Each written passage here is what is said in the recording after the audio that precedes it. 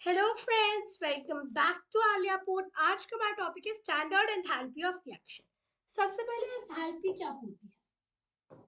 Enthalpy होती है the amount of heat absorbed or released, absorbed or released in a chemical reaction। एक chemical reaction जब में कितनी हीट अब्सॉर्ब हो रही है या फिर रिलीज हो रही है, उसे हम कहते हैं उस रिएक्शन की एंथैल्पी। इसमें क्या होगा? मोलर क्वांटिटीज रिएक्ट करेंगी, मोलर क्वांटिटीज रिएक्ट, राइट। तो रिएक्टेंट्स के मोलर अमाउंट्स होंगे, फिर reactants and products are in standard state. जैसे अगर हाइड्रोजन है तो वो गैशियस फॉर्म में होगा। जो हाइड्रोजन हमें पता है वो नेचुरली भी एज अ गैस एग्जिस्ट करता है, राइट। तो हाइड्रोजन जो है अगर वो गैशियस स्टेट में फॉर्म होते हैं, गैशियस स्टेट में होता है, तो हम कहेंगे कि हाँ ये आपकी स्टैंडर्ड एंथैल्पी है। एंड लास्टली जो रिएक्शन होगा that will occur at constant temperature and pressure. constant temperature and constant pressure। जैसे मान लो रिएक्शन है H2 plus Cl2 makes 2HCl। तो this is 1 mole of gaseous form में है, natural form, gaseous H2 plus 1 mole of gaseous Cl2 क्या बनाएगा? 2 moles of gaseous HCl। So 1 mole of gaseous H2 plus 1 mole of gaseous Cl2 makes 2 mole of gaseous HCl। ये जो reaction है इसमें अगर ये reaction constant temperature and pressure पे हम मान के चल रहे हैं कि कांस्टेंट टेम्परेचर एंड प्रेशर पे ये रिएक्शन हो रहा है, कांस्टेंट टेम्परेचर एंड प्रेशर पे हम मान के चल रहे हैं कि ये रिएक्शन हो रहा है, तो फिर इसमें जो हीट निकलेगी, कितनी हीट निकलेगी? -193, 190 से होता है 183.92 -183.92 किलो जूल। ये है मेरी standard enthalpy for the formation of HCl। Molar quantities react कर रही हैं यहाँ पे, राइट।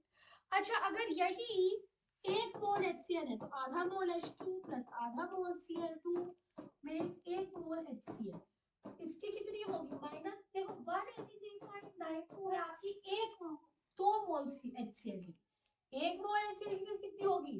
हाफ, मतलब माइनस 91.96 किलो जूल, राइट। इतनी आपकी हीट रिलीज होगी अगर आपका 1 मोल HCl बनता है।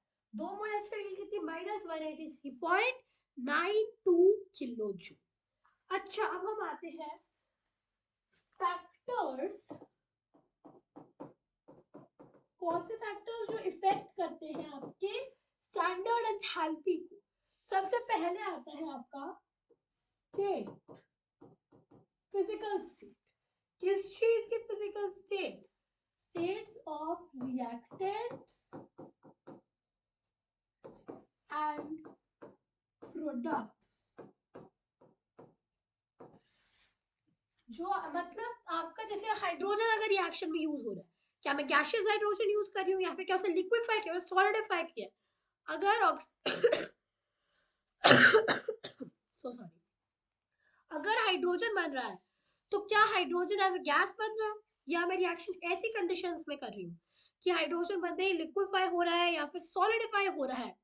तो डिपेंड करता है आपके फिजिकल स्टेट पे, रिएक्टेंट और प्रोडक्ट के, और वो किस पे डिपेंड करते हैं कि आप कैसे कंडीशंस में रिएक्शन कैरी आउट कर रहे हो।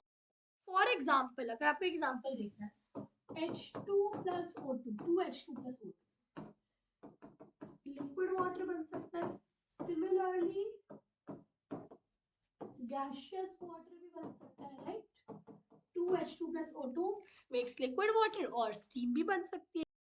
लिक्विड बनने में जो हीट रिलीज हुई कितनी होती है, फर्क होता है। ये होती है -285 पॉइंट समथिंग, ये होती है -241 पॉइंट समथिंग। समथिंग भी तो 83 और 82 होता है, मुझे इतना याद है, right. Kilo joule, kilo joule.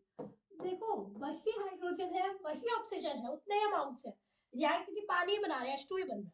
लेकिन अगर लिक्विड वाटर बन रहा है तो -285.83 किलो जूल। अगर गैसियस वाटर बन रहा है, स्टीम बन रही है, तो -241.82 किलो जूल। कितना फर्क पड़ रहा है आप देखो, 44.01 किलो जूल का फर्क पड़ रहा है। इतनी एनर्जी चाहिए होगी अगर आप नोटिस करोगे लिक्विड वाटर को गैसियस वाटर बनाने में। तो इसीलिए जो आपकी फिजिकल स्टेट्स है रिएक्टेंट और प्रोडक्ट की, वो भी मैटर करती है स्टैंडर्ड एंथैल्पी निकालने के लिए, राइट। जो आपकी सेकेंड चीज आती है that is quantity of reactant. Obviously कितना रिएक्टेंट है, कितना प्रोडक्ट, कितना प्रोडक्ट है मैं नहीं कहूंगी, बिकॉज जितना रिएक्टेंट है वही डिटरमाइन करेगा कि कितने प्रोडक्ट। जैसे अगर मैंने मान लो x मोल्स कार्बन जलाए और उसकी हीट कितनी थी h। सिमिलरली अगर 2x मोल्स जलाऊंगी तो कितना बनेगा 2h, राइट। nx मोल्स जलाऊंगी तो कितना बनेगा NH। तो क्वांटिटी ऑफ रिएक्टेंट पे भी ये डिपेंड करता है। जैसे मैंने पहले बताया था 2 मोल HCl बनने के लिए -183.92, तो 1 मोल बनने के लिए -91.96, राइट। तो अच्छा, तीसरी चीज आती है एलोट्रोपिक मॉडिफिकेशन। तो हमें पता है एलोट्रोप्स क्या होते हैं, किसी एलिमेंट के तरीके एग्जिस्ट करने के, राइट। केमिकली वही चीज है बट फिजिकली अलग हो जाती है। फॉर इंस्टेंस कार्बन होता है, कार्बन के आपको पता होंगे कितने काफी एलोट्रोप्स होते हैं।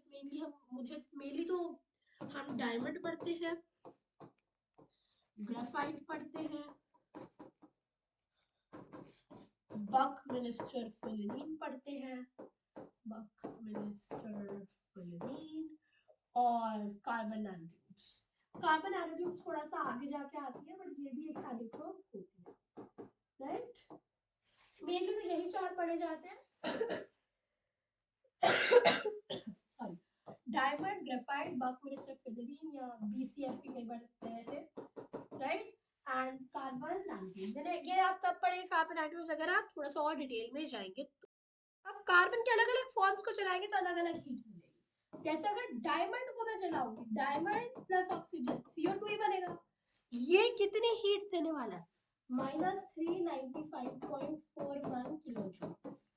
सिमिलरली ये ग्रेफाइट को जब ऑक्सीजन में जलाऊंगी इससे भी CO2 ही बनेगा।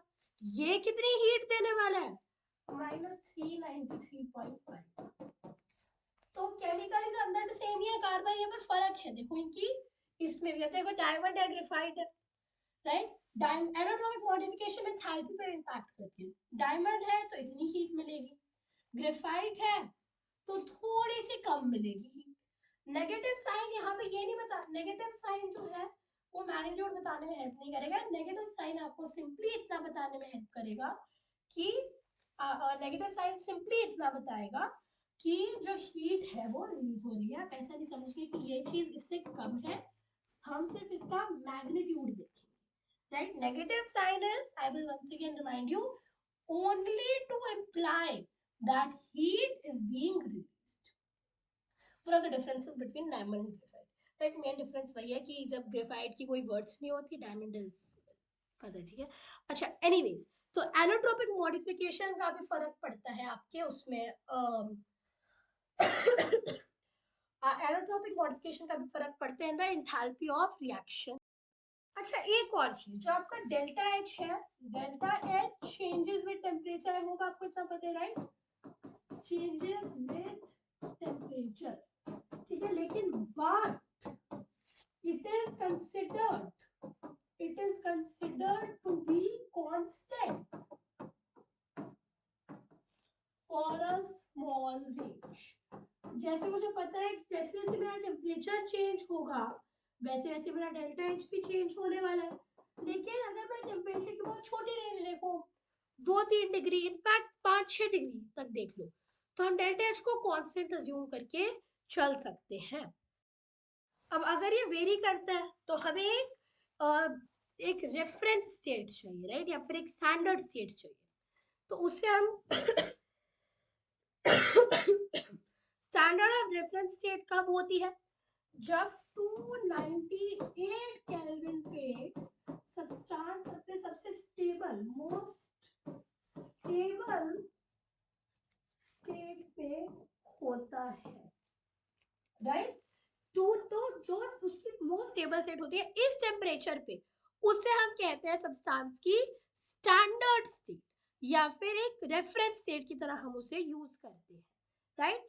अच्छा 298 kelvin and 1 atmosphere pressure and pressure वो ऑब्वियस है right. Your normal temperature and pressure normal temperature and pressure. तो हीट चेंज अच्छा कोई प्रोसेस अगर मैं इन कंडीशंस पे कैरी आउट करूं और तब जो हीट चेंज हो heat change at above conditions above conditions कौन सी 298 केल्विन एंड 1 atm प्रेशर. तो उस हीट चेंज को हम कहेंगे स्टैंडर्ड हीट चेंज या फिर standard enthalpy. Standard enthalpy right. तो फर्क होता है एंथैल्पी और स्टैंडर्ड एंथैल्पी. तो आई होप कि स्टैंडर्ड एंथैल्पी क्या होती है वो कांसेप्ट क्लियर है. एंथैल्पी क्या होती है the amount of heat involved in a chemical reaction right. या फिर कहते हैं अमाउंट ऑफ हीट अब्सॉर्ब्ड और released in a chemical reaction. Molar quantities react करेंगे रिएक्टेड प्रोडक्ट अपनी स्टैंडर्ड स्टेट में है और कौन सा टेंपरेचर एंड प्रेशर पे होनी चाहिए रिएक्शन राइट. फर्क कैसे पड़ रहा है हमने देख लिया. फैक्टर्स क्या क्या इफेक्ट करते हैं. The physical state of the reactant and product, quantity of reactant and allotropic modification की अगर allotropic जैसे डायमंड के लिए अलग है ग्रेफाइट के लिए अलग है बकमिन सल्फेट के लिए अलग होगा कार्बन नैनोट्यूब्स के लिए भी अलग होगा राइट. डेल्टा एच टेम्परेचर में चेंज करता है लेकिन एक छोटी सी रेंज के लिए सेम होता है. तो हमने एक स्टैंडर्ड बनाया 298.15 kelvin which is 25 degree Celsius and 1 atmosphere pressure right. 1 atmosphere pressure आपको पता होगा 1.013 × 10⁵ न्यूटन पर मीटर स्क्वायर राइट. पर से 1 atm में 1 बार लिख लेते हैं और इजी कैलकुलेशन के लिए कई बार 10⁵ न्यूटन पर मीटर स्क्वायर या 10⁵ पास्कल राइट. सबसे स्टेबल स्टेट पे जब 298 केल्विन और 1 atm पे होगा तो फिर हम उसे इसकी स्टैंडर्ड स्टेट कहेंगे. अगर इन कंडीशंस पे ही आपकी हीट चेंज होता है किसी प्रोसेस में तो उसे हम स्टैंडर्ड हीट चेंज कहेंगे. अगर रिएक्टेंट प्रोडक्ट सारे स्टैंडर्ड स्टेट में है तो हम उसे स्टैंडर्ड एंथैल्पी कहेंगे